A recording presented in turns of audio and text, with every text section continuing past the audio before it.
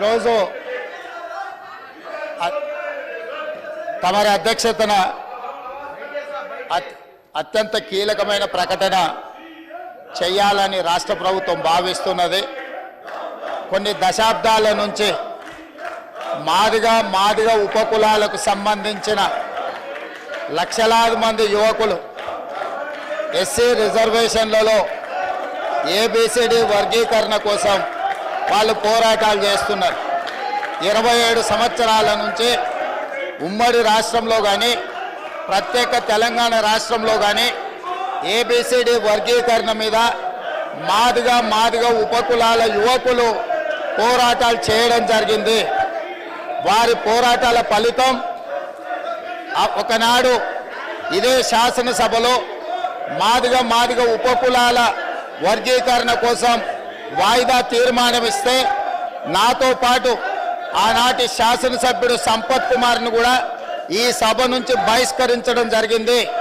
గత ప్రభుత్వం ఏబిసిడి వర్గీకరణ మీద కేంద్రానికి ప్రధానమంత్రికి విజ్ఞప్తి చేయడానికి అఖిల పక్షాన్ని తీసుకెళ్తామని చెప్పి తీసుకుపోకుండా మాదిగ సోదరులను మోసం చేయడం జరిగింది.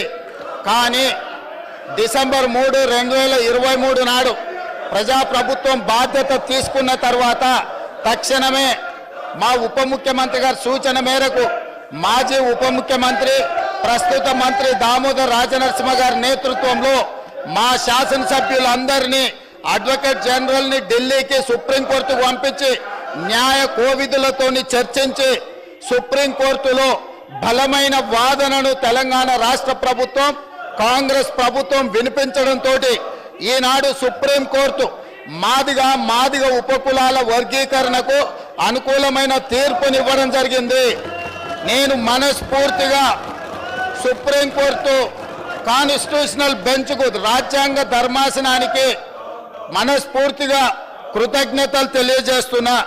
7 మంది జడ్జిలలో 6 మంది జడ్జిలు రాష్ట్రాలకు ఏబిసిడి వర్గీకరణ చెయ్యడానికి అనుమతి ఇచ్చింది. తెలంగాణ రాష్ట్ర ప్రభుత్వం తరఫున నేను స్పష్టమైన ప్రకటన చేస్తున్నా.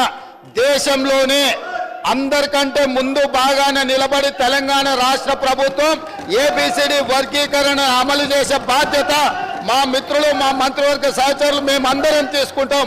అవసరమైతే ఇప్పుడు ఇచ్చిన ఉద్యోగ నోటిఫికేషన్లలో కూడా వర్గీకరణను అమలు చేయడానికి అవసరమైతే ఆర్డినెన్స్ తీసుకొచ్చి మాదిగ సోదరులకు న్యాయం చేసే బాధ్యత మేము తీసుకుంటాము.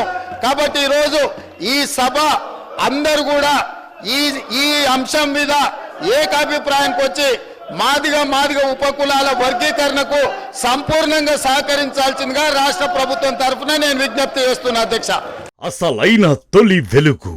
ఫాలో వాట్సాప్ @తొలి వెలుగు అఫీషియల్.